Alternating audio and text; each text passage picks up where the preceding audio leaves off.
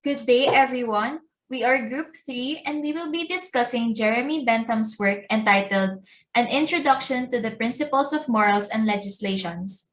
For our report, we will only be focusing on the first 4 chapters of the book. So for the first part of our discussion, we will tackle the principle of utility. So Bentham stated that nature has placed mankind under the governance of 2 sovereign masters, pain and pleasure. They govern us in all we do, in all we say, in all we think, and every effort we can make to throw off our subjection will serve but demonstrate and confirm it. In other words, it is not a subjective choice to base moral behavior on perceptions of pleasure and pain. Instead, we are compelled to do so. Ngayon sinasabi na yung principle of utility ang pinakaugat o foundation nito. So the principle of utility approves or disapproves every action na ginagawa natin. This principle would augment or diminish the happiness of the party whose interest is in question. By actions or interests, meaning not only of an individual, but even as complex as a measure of government. In short, the principle of utility is described as the evaluation of action according to its effects on the happiness of those who are affected by it. So when talking about the principle of utility, mahalagang alamin natin kung ano nga ba ang pakahulugan sa salitang utility. So utility is the property of any object to produce benefit, advantage, pleasure, good, or happiness, or to prevent the happenings of mischief, pain, evil, or unhappiness to the party whose interest is considered. So G sa pleasure, pa sa pain. When determining kung ano nga ba ang mga actions that would adhere to the principle of utility, dapat isaalang-alang ang interes ng community. So a community is a fictitious body composed of the individual persons who are considered as constituting as it were its members. Thus, the interest of the community is the sum of the interests of the several members who compose it. And therefore, it is in vain to talk of the interest of the community without understanding what is the interest of the individual. So halimbawa, nagplan kayo mag-boodle fight ng barkada nyo, hindi pwedeng yung gusto mo lang ang ihain sa mesa. Dapat bawat interes ng bawat membro ng samahan ay mapakinggan at makonsider sa inyong magiging desisyon. So how do we tell if an action or measure of government conforms or agrees with the principle of utility? Simple lang. It is when the tendency it has to augment the happiness of the community is greater than any it has to diminish it. So dapat it is more likely to lead to happiness than the other way around. Ngayon sabi ni Bentham, if an action or measure of government conforms sa principle of utility, maganda na isipin natin ito as a kind of law na tinawag niyang law of utility. So sabi ni Bentham, dapat nating gawin or hindi dapat nating gawin ang isang action based kung nag-conform nga ba ito sa principle of utility. In addition to this, Bentham stated that on most occasions, we tend to accept or embrace this principle or standard without even thinking of it. At the same time, not many have been disposed to embrace it purely and without reserve. And even a few quarrels with it, either dahil hindi nila ito fully naiintindihan or dahil may kaakibat daw itong prejudice. However, kontra ni Bentham, these reasons raised against the principle of utility do not prove that the principle is wrong. Rather, it is misapplied. Ngayon, to disprove the arguments against the principle of utility, Bentham suggested steps to help a man come in terms with the principle of utility. Hindi ko na iisa-isahin yung steps sa report na ito dahil it will take a lot of time. Instead, you can check it on the handouts posted in the Google Drive. Pero to summarize na lang yung argument ni Bentham against his critics, he said that to impose one standard of right and wrong on others would be hostile to the rest of the global population. Ayan. Susunod naman, pag-uusapan natin ang principles adverse to that utility. So Bentham tried to establish or put forward the principle of utility by confuting or proving other principles wrong. These principles are the principle of asceticism and principle of sympathy and antipathy. Let's start with the principle of asceticism. The key idea that you have to remember for this principle is that it is always and completely opposed to the principle of utility. Ito yung kabaliktaran talaga ng na-discuss ni Andrei kanina. Sabi niya kanina, someone who subscribes to the principle of utility will try to achieve the greater good for the greater number. Whereas here, a supporter of this principle will want the act that brings the least happiness or pleasure for the greater number. As you can see here sa meme or picture sa kanan, ayaw ni Drake sa pleasure at ang gusto niya ay pain. Bakit nga ba? Well, let's define asceticism para malaman natin. Asceticism is synonymous to abstinence, frugality, and self-denial. Under this principle, some people believe that pleasure by itself is a bad thing and that pain is good. Say, if you're upset, you tend to deprive yourself of pleasure. For example, may gusto kang i-check out sa Shopee. Kaso naisip mo na hindi naman mataas yung grade nyo kanina, kaya hindi ka na lang bibili. You might think na you don't deserve na mag-check out sa Shopee.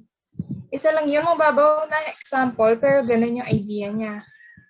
Now, this principle is embraced by two classes of men of very different complexions. First one is your moralists, and the other one is the religionists. Moralists are motivated by hope or the prospect of pleasure. They have hope of honor and reputation at the hands of men. They make pain a matter of indifference, and usually, men of education are frequently found under this category because the principle of asceticism is more suited to the elevation of their sentiments. On the other hand, religionists are motivated by fear or the prospect of pain. They have fear of future punishment at the hands of a vengeful deity. They made it a matter of merit and of duty to court pain. An example for religionists would be Buddhist monks, who believe that material possessions and status only result in greed, overindulgence, unfulfilled desire, and suffering. So if you rely on material things and status for happiness, then you'll never be satisfied. This led ascetics to conclude that all pleasure is bad kasi at the end, nauuwi lang ito sa pain.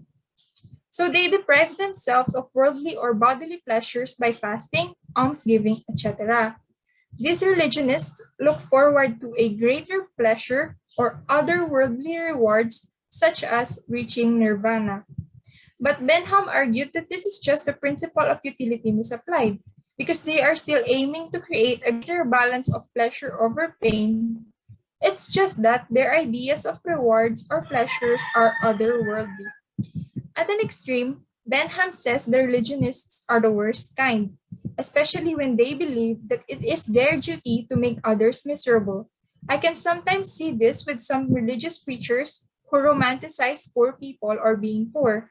They say that the less possession you have, the less evil you will be, and therefore the closer God is to you. Other examples are the holy wars and persecution and torture of heretics made under the name of religion. Now, Bentham says that these two classes of men would naturally intermingle, in so much that a man would not always know by which of them he was most influenced. Dahil sa similarity nila na pag-defer sa kahit anong bagay na related sa pleasure, nakakabuo sila ng parang alyansa at unity against the common enemy. At yung enemy na iyon ay ang supporter or follower daw ng principle of utility. Dahil sa paningin nila, puro satisfaction or pleasure lang ang hanap ng mga ito. Sa larangan naman ng legislation, a government should strive to promote utility and happiness in consideration of the interests of the community through laws. These laws are again dictated or modeled under the principle of utility. However, due to their imbecility, they might unintentionally promote the principle of asceticism instead. Ibig sabihin, kapag ang mga naihalal na mga leader ng bansa ay hindi marunong magpalakad ng bansa at hindi kinoconsider ang interest ng masa at ng nakakararami sa paggawa ng batas, maaaring pain or mga pasakit lamang ang maaari nilang idulot imbes na pleasure, security, or happiness sa kanilang mga nasasakupan. Susunod naman ay ang principle of sympathy and antipathy. When we say sympathy, this is how you feel for the other person. For example, if someone is going through a hard time, you sympathize with them. You feel sorrow and sorry for their misfortunes. Antipathy, on the other hand, is the complete opposite. Sa word pa lang na anti or anti, there's feelings of hostility or dislike na. So in this principle, you look at an action and say, do I like this one or not? If I like the action, then it's good. If I don't like the action, then it's bad. Basically, it's making moral decisions based on personal feelings only. It disregards external grounds or evidence. And since our feelings are not objective, our assessments and punishments for action are arbitrary and can be unjust. It should be no surprise that this principle is not a good basis for morals or legislation kasi nga very random siya. Depende na lang kung ano yung nararamdaman mo. This principle errs on the side of severity and lenity too. For severity, kumbaga, minsan sobra-sobra yung napapataw nating punishment kasi nga arbitrary tayo. Dito, any difference in taste or opinion is serious business. Each becomes in each other's eyes as an enemy, and if law permits, a criminal. Finally, let's discuss the theological principle. At the time when Bentham was writing his book, religion was intrinsically tied to morality, so he had to discuss it. Bentham explains that this is not really a principle because it just boils down to other things. This principle aims to represent the will of God. Ang sinasabi niyang will of God ay hindi yung maaaring makita sa mga sacred texts and books kasi those texts and books require or have multiple interpretations. And we cannot know which of these interpretations are correct if we don't already have a set of ideas we can compare it with. Furthermore, this principle also includes the pleasures and pains of piety or piety. Does God like or doesn't like your actions? If God exists, and if you think God exists, and God thinks that some things are good and others are bad, then you'll get worried or fearful if you do a bad action, right? Your worry will bring you pain. So essentially, it boils down to the principle of utility because you will try to lessen that fear or pain by doing something that you think God thinks is good. So for example, you will feed the hungry, you will help the needy, kasi nga, mayroon kang parang nagigilty or worry na baka magalit si God sa'yo kasi nga, gumawa ka ng hindi masama. Ay gumawa ka ng masama ayon sa tingin niya. So, this is just the principle of utility misapplied, sabi ni Bentham. Furthermore, if you think God is a vengeful God who wants us to only experience pain or suffering, then that is just a principle of asceticism. Now, if you think God is random who decides based on what they feel is right or wrong, then that just points back to the principle of sympathy and antipathy.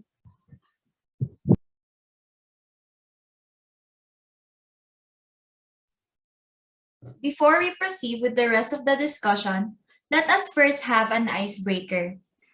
For our icebreaker, give us one action and briefly explain how can this action lead to pleasure and pain. Comment your answer under the post of our group. The first 3 comments will receive a cash prize through GCash.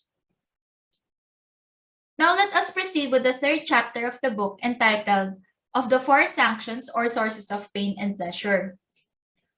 According to Bentham, mayroong 4 sanctions or sources of pain and pleasure, namely physical, political, moral, and religious. First, let us talk about physical sanctions. Itong physical sanctions, they are pain and pleasure that are purely natural, thus there is no interference from a divine being or a god, and simply comes from the ordinary course of nature. Bali wala talagang nagdi-dispense ng pain and pleasure, mapatao man yan or God. Yung pain and pleasure na nafe-feel ng tao is simply the physical consequences of the action done.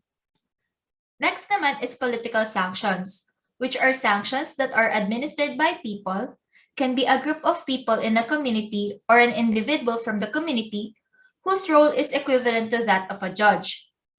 Pwedeng example natin dito is yung Council of Elders, elected officials, or yung isang king ng isang state. Aside from that, Considered as political sanction if yung pain and pleasure is administered according to the will of the state or yung formal law that the state follows. The third sanction or source of pain and pleasure is called moral sanction, which is one that is administered by what Bentham calls as chance persons in the community. Itong mga chance persons, sila yung general public. In moral sanction, the general public does not use any formal law as their basis for administering the pain and pleasure, but only uses their own spontaneous disposition or yung tinatawag na informal judgment nila. Last but not the least is the religious sanction, which is pain and pleasure that directly comes from the hand of a superior or divine being. Yung kaibahan ng religious sanction sa first three sanction is that the pain and pleasure can occur both in the present or future life. The difference between these four sanctions lies in the circumstances that accompany their production. If yung pain is caused by an accident, it is considered a calamity. For example, nasunugan ka because of an accident and not because of your own action. It is, however, considered as a physical sanction if the suffering is due to one's own imprudence or negligence. Magiging physical sanction yung nasunugan ka kapag nasunugan ka kasi nakalimutan mong patayin yung kandila sa bahay nyo. To help us further understand yung difference between the four sanctions, let us give an example. For example, you decided to go on a night out and you drank too much. Just like what I said earlier, physical sanction if the suffering is due to one's own imprudence. Yung mararanasan mo na hangover after drinking so much is a physical sanction kasi consequence yun ng own actions mo. On the other hand, it is considered a political sanction if yung suffering mo is in accordance with the law. Magiging political sanction kapag you have to pay a fine or be detained for the rest of the night kasi may law against too much drinking. Next naman, moral sanction if the suffering is caused by the lack of assistance from others because they disapprove of the sufferer's action. Kunwari sa sobrang lasing mo, nakatulog ka na sa daan and no one helped you. This is considered as a moral sanction kasi the public deemed your action as misconduct kaya di na sila nag-offer ng help sa'yo. Lastly, religious sanction if yung suffering mo is caused by an act of God's displeasure. For example, being too drunk is considered a sin. Kaya naman hindi natuwa yung supreme being or si God sa ginawa mo kaya you have to suffer in hell in the afterlife. In section 11 of chapter 3, Bentham wrote that of these four sanctions, the physical is the groundwork of the political and the moral. So is it also of the religious. This simply means that the physical sanction is the basis of the rest of the sources of pain and pleasure. It means that the physical sanction can operate on its own, but the other three sanctions can only operate by means of a physical sanction or through the powers of nature. Thank you, Chassy and May. Ngayon naman, let us discuss how we can measure the value of pleasure and pain. So according to Bentham, the value of pleasure or pain for an individual for one event is determined by four attributes of that event. Intensity, gaano katindi yung pleasure or pain. Duration, gaano katagal yung pleasure or pain. Certainty, kasiguraduhan na darating yung pleasure or pain. And propinquity, gaano katagal bago dumating yung pleasure or pain. However, ini-estimate lamang ng apat na ito ay ang value ng pleasure or pain as is. If gusto natin malaman ang tendency na ang isang act will lead to pleasure or pain, we need to consider two other factors, fecundity and purity. Fecundity is the chance that a given action will increase the chance of future sensations of the same type. In short, pleasure is followed by pleasure or pain is followed by pain. On the other hand, purity is the chance that an action will not be followed by sensations of the opposite kind. So pleasure will not be followed by pain or pain will not be followed by pleasure. However, it is important to note that these two are just properties of pleasure or pain and are not to be taken into account of the value of pleasure or pain. Rather, they are deemed properties only of the act by which the pleasure or pain has been produced and are only to be taken into account of the tendency of such act or event. In short, tendency lang ang tinutukoy ng fecundity and purity, hindi ang value ng pleasure or pain. So kanina we are talking in terms of the individual, ngayon we will talk in terms of group of people. So when measuring the value of pleasure and pain, we need to consider the aforementioned attributes: intensity, duration, certainty, and propinquity. In addition dito, fecundity and purity now measure not only the tendency, but also the value of pleasure and pain in a community. Lastly, mahalaga rin tingnan ang extent or the number of people who will be affected by an act that leads to either pleasure or pain. Ngayon, how do we determine the effects of an act on the interest of a community? So, pekliin na lang natin yung nandito sa slide para mas madali tayong intindihin. So, start tayo with one person who is affected by the act and get the value of 4 things. First pleasure, first pain, pleasure produced by the first pleasure, and pain produced by the first pain. Next, sum up all the values of pleasures on one side and those of all pains on the other. Ngayon, if mas mataas yung total ng pleasure compared sa pain, it indicates a good tendency to act with respect to the interest of the individual person. On the other hand, if mas mataas naman yung total ng pain compared sa pleasure, it indicates a bad tendency to do the action. Lastly, repeat nyo lang ang lahat ng steps na ito to all the people affected by an act. So, for example, sa isang barangay, yung dapat ko linis ko projects ba will lead to more pleasure with respect to the totality of response from every individual affected by the project? Ngayon, if mas lamang yung pleasure or benefits na makukuha ng mga nasa community compared sa pain or pagod na i-exert nila sa paglilinis, then maganda na ituloy nila yung project. As last part of our report, Bentham acknowledges that a formal calculation might not always be practical. He suggests that pursuing this procedure is not necessary for every moral judgment. Lastly, sinabi niya na equivalent or applicable naman daw ang context ng pleasure and pain in concepts such as good and evil, profit and loss, convenience and inconvenience, and so forth. And that's it for our report. Join kayo sa icebreaker namin at maraming salamat sa pakikinig.